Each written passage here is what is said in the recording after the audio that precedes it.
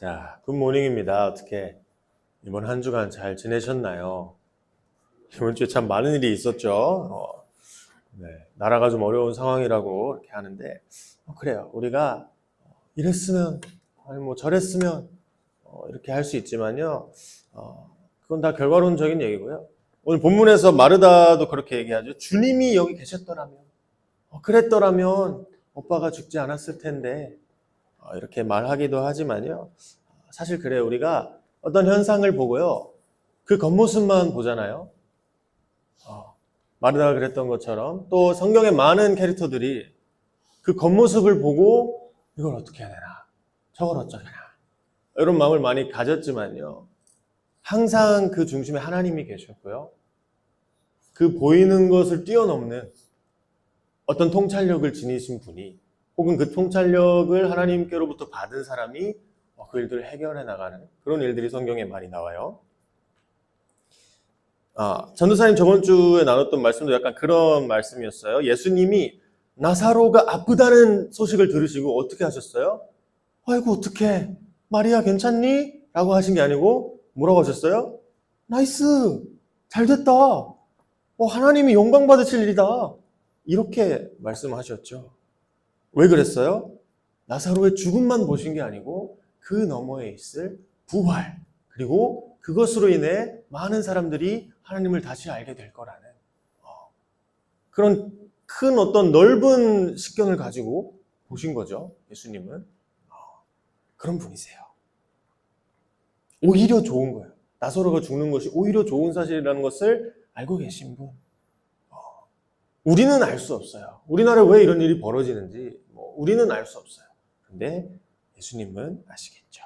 그래서 이렇게 어려울 때일수록 예수님을 의지하는 중고등부 되기 바라고요. 오늘 말씀으로 들어가 보면 오늘은 저번 주에는 나사로를 막 얘기만 하셨는데 오늘 드디어 나사로를 살리러 오셨어요. 그렇죠? 그리고 마르다는요. 베다니에 내려오신 예수님을 보자마자 이렇게 말해요. 21절 볼까요? 21절에 주님이 여기 계셨더라면 우리 오빠가 죽지 않았을 거예요. 이렇게 말해요. 그리고 말하죠. 그러나 이제라도 나는 주님께서 구하시는 것은 무엇이나 다 하나님께서 이루어 주실 줄 알고 있습니다. 마르다는요. 예수님을 굉장히 신뢰하고 있어요. 주님이 여기 계셨더라면 당연히 그리고 무조건 확실히 우리 오빠는 죽지 않았을 거예요. 왜냐하면 예수님이 말씀하시는 그대로 하나님이 다 이루어 주시니까요. 마르다는요. 예수님의 정체를 파악하고 있는 사람 중에 한 명이었어요. 하나님은 다른 사람은 몰라도 예수님이 부탁하시면 예수님이 하나님께 간청하시면 다 들어주시잖아요. 그런 하나님과 친밀한 아버지와 아들과 같은 관계를 갖고 계신 분이 예수님이시잖아요. 라고 마르다는 알고 고백하고 있어요. 이거는요 굉장한 통찰이거든요. 사실 지금에야 예수님이 하나님 아들인 거 모르는 사람 없잖아요. 그렇죠? 다 이렇게 알려진 사실인데 그때 당시에는 그걸 아는 사람이 없었어요. 그리스도시라는 건 알았어. 우리 유대인들을 구원하기 위해서 오신 분이라는 건 알았어요. 많은 유대인들도. 그런데 그 예수님께 예수님 하나님의 아들이십니다라고 고백한 사람은 베드로랑 마르다 정도? 더 있는지 모르겠어요. 찾아보세요. 27절에 보면요. 마르다가 이렇게 대답하죠. 예, 주님은 세상에 오실 그리스도시며 하나님의 아들이심을 내가 믿습니다. 이렇게 고백을 해요.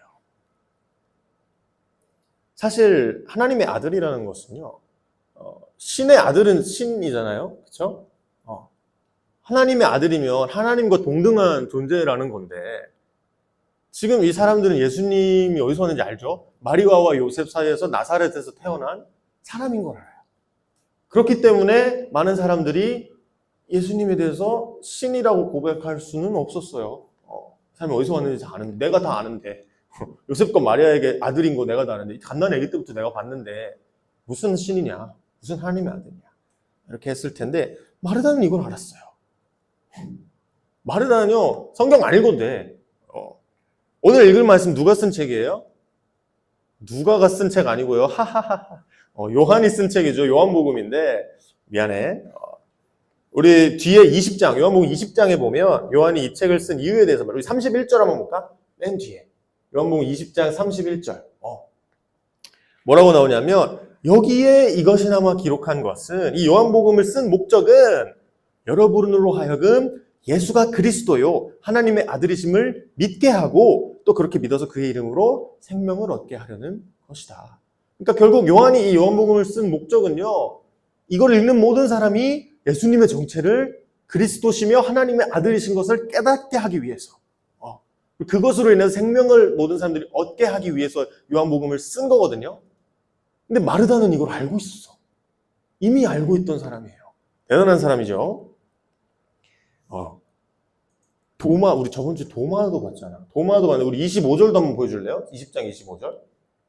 보면 도마는 어때요?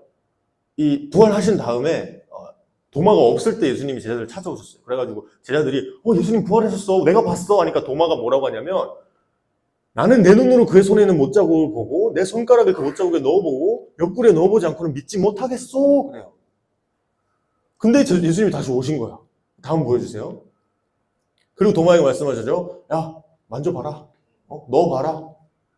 믿음을 가져라. 그때서야 도마가 얘기해요. 나의 주님, 나의 하나님. 나의 하나님이라는 것은 하나님의 아들이신 걸 인정하는 거예요. 하나님과 동등하신 분이다, 예수님이. 이런 고백인데 그때 예수님이 하신 말씀이 있어요. 너는 나를 보았기 때문에 믿느냐? 나를 보지 않고도 믿는 사람은 복이 있도다. 이렇게 말씀하시는데 오늘 본문 23절을 보면요. 예수님 마르다에게 뭐라고 하세요? 네 오라버니가 다시 살아날 것이다. 이렇게 말씀하시는데 이건 사실 믿기 힘든 일이에요. 이미 죽은 지 4일이 지났다는 거는요. 옛날 유대에서는 죽은 사람을 3일 동안 좀 지켜본다고 해야 되나? 좀 이렇게 그대로 두고 있어요. 왜냐하면 3일 안에 영혼이 다시 돌아올 수도 있다고 믿었기 때문에. 근데 3일이 지나면요. 끝이야. 죽은 거야, 이 사람은. 더 이상 다시 살아날 그 확률이 없어. 완전 그냥 가버린 사람이야. 그래서 이제 묻어버리는 거예요. 4일이 지났다는 건 이 사람이 완전히 죽었다는 걸 뜻하는데 그런데 마르다가 아까 27절에 뭐라고? 23절에 예수님이 네 오빠가 살아날 거다 그랬는데 27절에 마지막에 마르다가 예, 주님 믿습니다. 내가 믿습니다. 그리스도시면 하나님의 아들이신 것을 믿습니다. 이렇게 대답하잖아요. 사실 마르다도 예수님 말씀을 완전하게 이해한 건 아니었어요. 23절에서 살아날 거다 했더니 24절에 마르다가 약간 헛다리를 짚고 있죠. 맞아요. 이 오빠가 마지막 날 부활 때는 다시 살아나실 거예요. 다시 부활할 걸 저도 알아요. 아니 이렇게 대답을 하는데요. 왜 이렇게 말했냐면 내가 이해하고 있는 부활, 그렇죠? 내가 알고 있는 부활에 빗대서 하나님 예수님의 말씀을 해석한 거예요. 그렇죠? 마르다도 예수님을 엄청 신뢰하고 있고요. 하나님의 아들이시라는 것을 고백하는 몇 안 되는 인물 중에 하나인데 그럼에도 아직 부족한 면이 조금 있는 거예요. 내 지식의 한계 안에서 예수님 말씀을 이해하려고 한 거죠. 그런데 예수님이 말씀하신 부활은 어떤 부활이었어요? 지금 당장 내 눈앞에서 네 오빠 나사로가 살아날 거야 라고 하셨던 말씀이잖아요. 그 부활인데 사실 마르다가 잘못한 건 아니에요. 우리가 사람은 다 그렇게 할 수밖에 없어요. 미국에서 한 10년, 20년 전에 한 인물이 있었어요. 지금은 다 아는 인물인데 이 사람 뭐라 그랬냐면 나는 세상에 전기차를 보급하고 화성 갈 거야. 한 인물이 있어요. 누군지 알죠? 그런데 그 사람을 많은 사람들이 그 사람을 뭐라고 했냐면 사기꾼이라고 했어요. 그럴듯한 말로 투자자들의 돈을 받아서 사기치는 사람. 이렇게 얘기했어요. 왜냐면 그때 당시 과학기술로는 이해할 수가 없는 말이거든요. 전기차라뇨. 그렇죠? 그리고 뭐 우주과학, 로켓과학 이런 거는요. 사실 개인이 아니면 한 사기업이 이렇게 돈을 투자해서 이뤄낼 수 없는 그런 너무 천문학적인 돈이 너무 많이 드는 일이잖아요. 이거는 정부 차원에서 뭐 나사라던가 이런 기관에서 엄청나게 많은 돈을 들여서 나라 발전을 위해서 조금씩 이렇게 개발하는 그런 사업인데 이 이상한 사람 한 명은 내가 그걸 할 거야. 내가 회사를 세워서 내가 그 일을 해낼 거야. 내가 우주 갈 거야. 내가 화성 갈 거야. 이렇게 말을 해요. 그때 당시에는 다른 사기꾼이라고 했어요. 이런 것도 없고 그냥 아이디어만 갖고 있는 거잖아요. 근데 요새 테슬라 모르는 사람 있어요? 일론 머스크 모르는 사람 있어요? 없죠. 사람은요, 자신의 한계 안에서 생각하기만 해요. 그리고 그 밖의 것을 얘기하는 사람들을 보고 미쳤다고 해요. 사기꾼이라고 욕해요. 스티브 잡스, 뭐 일론 머스크 이런 사람들은요, 이 사람들이 성공한 이유가 뭔지 알아요? 남들과는 다른 사람을 생각해낼 수 없었던 혁신이라 그래요. 혁신적인 것을 보고, 내 눈으로 보고, 그것을 쫓아서 내 전 재산을 투자해서 내가 있는 거 없는 거 다 모아서 그걸 위해서 내 삶을 바쳐서 그 혁신을 이뤄냈기 때문에 이 사람들은 혁신가라고 칭을 받는 건데요. 잘 들어봐요. 전도사님이 창조 이후에 있었던 제일 큰 혁신을 알려줄게. 오늘 25절, 26절 말씀인데 제일 큰 혁신 들어보세요.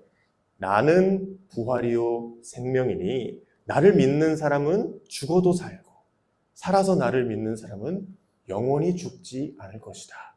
이것을 네가 믿느냐? 한 혁신가의 말이에요. 스티브 잡스나 일론 머스크 이런 사람들이 자신의 혁신을 이용해서 벌어들인 재산을 통해서 자신의 혁신을 증명했다면요. 예수님은 이 혁신을 우리 생명으로 증명하신 분이세요. 이런 혁신을 통해 우리에게 생명을 허락하시고 부활이 있게 하신 거예요. 뭐라고 하신 거냐면 원래 부활은요. 우리가 볼 때 봐봐. 부활이라는 것은 어떤 생명체가 살았다가 죽었잖아요. 그렇죠? 그리고 그 죽은 것을 우리가 보고 있는데 그 생명체가 다시 살아난 거예요. 그렇죠? 우리가 볼 수 있는 부활의 한계는 거기까지예요. 죽었는데 갑자기 살아나서 움직인다. 근데 예수님이 말씀하신 이 혁명은 뭐냐면요. 사실 이게 과학이에요. 관찰하는 거야. 이 현상을 보이는 것 그대로 발표하는 거야. 죽어있던 게 살아났습니다. 이게 과학이에요. 그런데 예수님의 혁신은 뭐였냐면요. 그 부활이 나다. 잘 봐. 한 생물이 혼자 살아난 게 아니고 내가 거기 있었기 때문에 살아난 거다. 내가 그 죽은 생물에게 생명을 전해주었기 때문에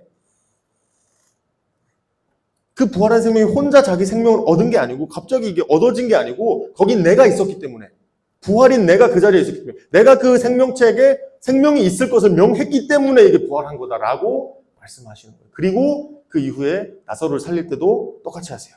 나사로가 살아난 것은요. 갑자기 나사로가 벌떡 일어난 게 아니고요. 예수님이 뭐라고 하셨어. 뭐라고 하시는지 알아? 이거 막 유치부 초중부 때 배우는 건데 노래에도 있잖아요. 나사로야 나오너라. 예수님이 딱 말씀하세요. 나사로야 나오너라. 이 두 마디 때문에요. 나사로에게 생명이 깃들게 돼요. 다른 이유 때문이 아니고 생명의 근원이고 생명 자체이신 예수님이 나사로한테 생명이 있을 것을 명하셨기 때문에 생명이 들어간 거예요. 이미 4일이 지나서 죽었다고 판정인데 모든 사람들이 의사고 장의사고 할 거 없이 이 사람 죽었다. 4일 지났다. 시체 썩는 냄새 난다. 했지만 예수님이 생명이신 예수님이 말씀하신 혁신가의 말이에요.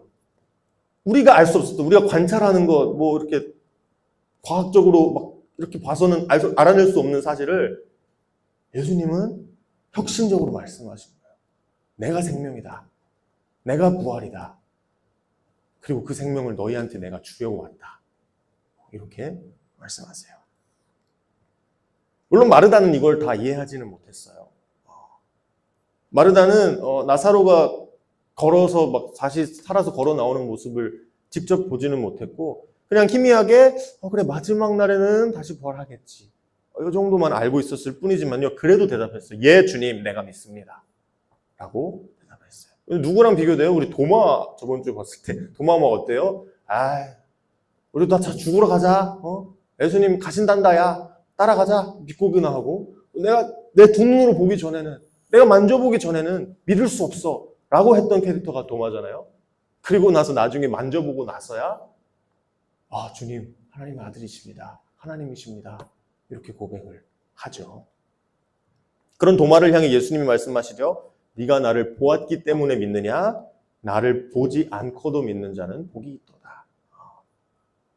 마르다는요, 나사로의 부활을 보지는 못했어요. 그런데 마르다는 예수님을 믿었어요. 예수님이 부활하시고 생명이신 것을 믿었어요. 우리는 사실 도마 같은 사람들이에요. 그렇죠? 특히나 지금 이렇게 과학시대에 막 발전한, 옛날에는 뭐 이렇게 미신도 많았고, 뭐 막 영적인 것들에 대해서 되게 사람들이 탐구심도 있고 그랬는데, 요새는 그런 거 안 믿잖아. 왜? 과학이 발달해서. 눈에 보이고 일어나는 현상들을 보면서 그걸로 인해 추출된 결과들만 믿잖아요.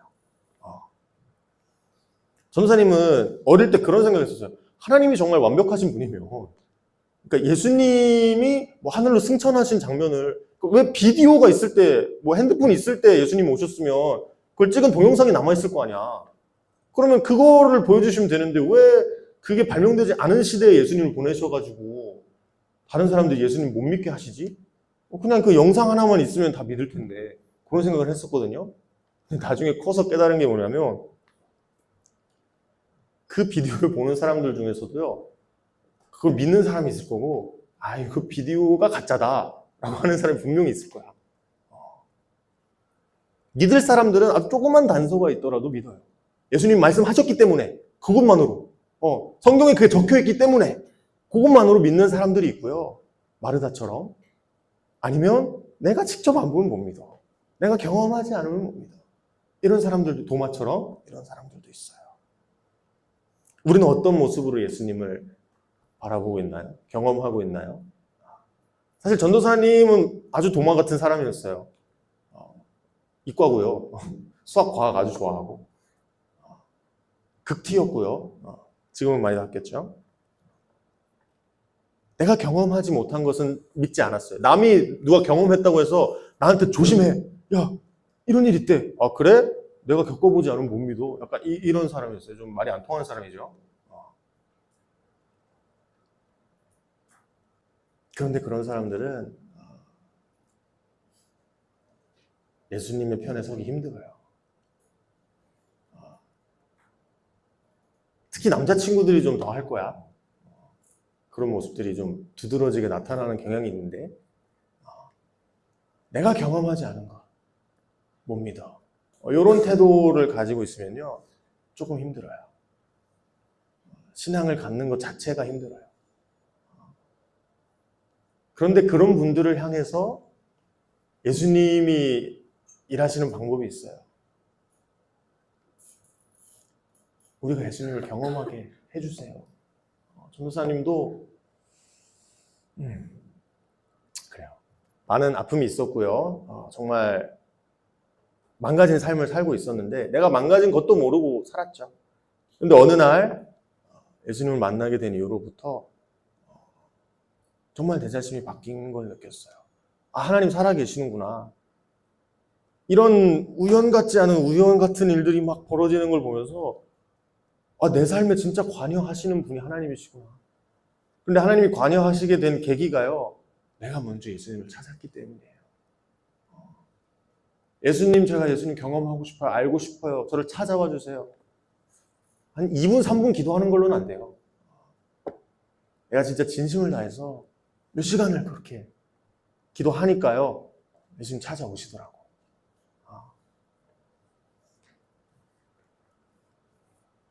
사실 우리가 마르다 같은 사람이 바로 될 수, 마르다도 아마 처음에 그랬을 수도 있어. 처음에 도마 같았다가 예수님은 계속 있어 보니까, 경험을 해보니까, 이 사람 하나님 아들 아니야? 약간 이렇게 돼서 믿은 걸 수도 있어요. 그럼 우리는 어떻게 될까?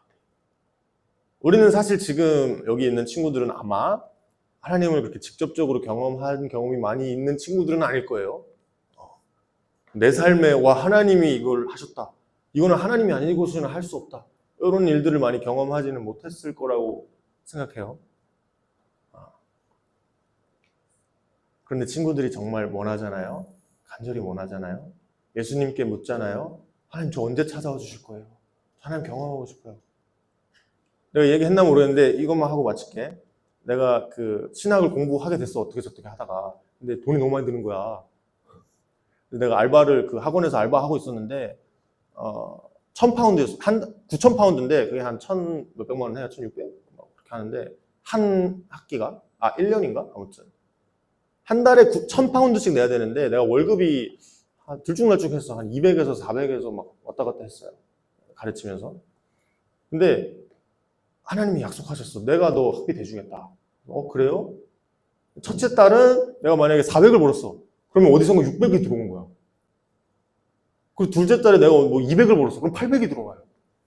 그게 9달 동안 다 다른 곳에서, 9번이 다 다른 곳에서 들어온 거야. 이건 우연일까요? 하나님이 하신 거겠죠. 이런 작은 경험들로 시작해서 점점 전도사님이 이거 하나님이네? 이거 하나님이네? 하나님밖에 하실 수 없는 일이네? 라는 걸 경험하면서 전도사님도 하나님 믿게 됐어요. 예수님을 더 받아들이게 됐어요. 그리고 그런 일들이 친구들 살면도 일어날 수 있어요. 원한다면, 바란다면, 고백한다면 하나님이 그런 사람들을 꼭 쓰실 거예요. 나 하나님 만나고 싶어요. 예수님 알고 싶어요. 하는 사람들을 꼭 쓰실 분이 하나님이세요. 놓치지 않으실 거야. 대신 친구들이 원해야 돼요. 친구들이 그걸 기도해야 돼요. 만나주세요. 절 알아주세요.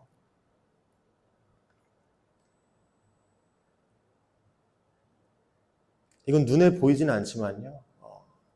정말 우리의 생과 사를 담당하는, 생명이 있고 없고를 증명하는 아주 중요한 문제예요. 예수님은 생명이시고 부활이시기 때문에 우리가 예수님을 받아들이고 안 받아들이고의 차이는 뭐 전기차 만들고 안 만들고의 그런 정도가 아니에요. 내가 사느냐 죽느냐의 문제거든요. 근데 드러나는 게 없기 때문에 그렇게 안 보이는 것뿐이죠. 우리는 이렇게 세상에서 가장 큰 혁신, 우리가 알지 못하는 것을 깨우쳐주러 오신 이 예수님의 말씀을 진지하게 받아들여야 돼요. 그것을 향해 나아가야 돼요. 요한은 그 소식을 모두한테 전해서 모두가 그 생명을 받게 하기 위해서 요한복음을 썼어요. 그렇죠? 우리는 무엇을 할 건가요?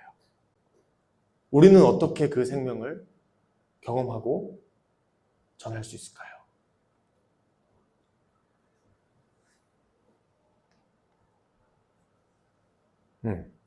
모르겠어요. 선생님 몰라요. 각자 너네하고 어떻게 할지 난 몰라. 하나님은 아시죠? 전도사님은 이렇게 이 자리에 서서 이 말씀을 너희한테 전하는 것을 통해서 하나님의 생명을 받은 대가를 지불하고 있어요.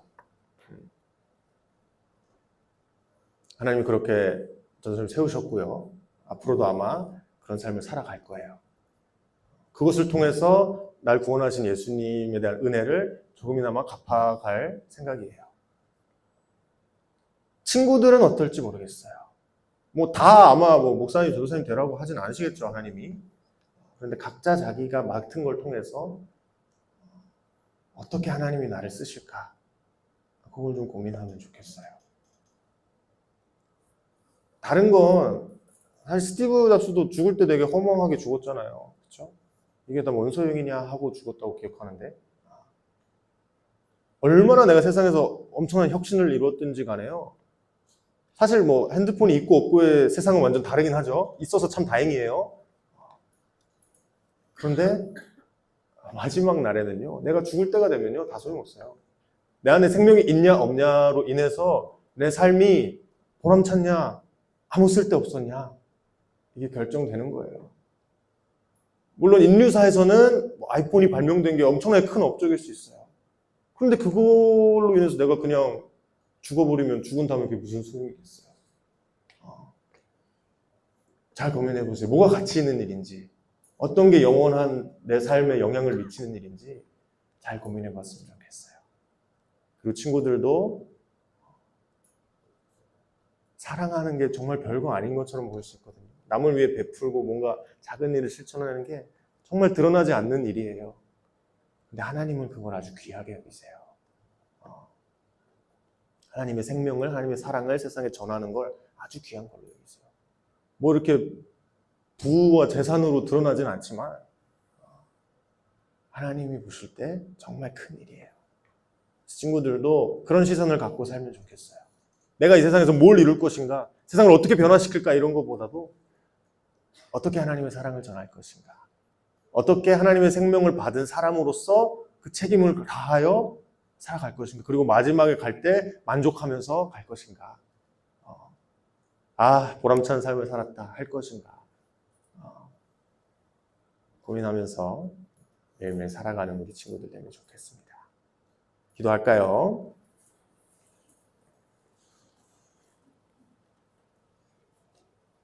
우리는 예수님을 바로 알 수 없어요. 예수님이 누구신지 어떤 분이신지 단번에 파악할 수 없어요. 우리가 직접 경험하지 않고는 알 수 없어요. 마르다도 경험했을 거고요.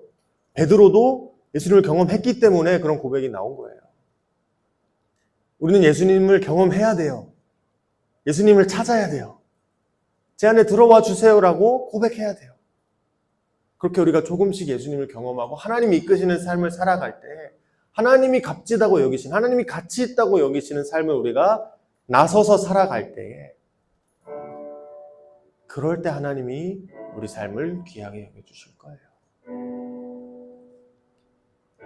친구들도 우리가 받은 이 생명이라는 은혜를, 그 값진 은혜를 세상에 잘 보여줬으면 좋겠어요. 이 생명으로 인해서 내가 얼마나 변화됐는지, 내 가치관이 얼마나 하나님의 가치관과 닮아있는지, 그걸 거룩하다고 해요. 하나님의 가치관과 닮아있는 사람을 거룩한 사람이라고 해요. 내가 그렇게 살지 않았다면 반성하고 또 더 알아갈 것을 좀 다짐하는 그런 기도 드리는 시간 가지면 좋겠습니다. 기도하겠습니다.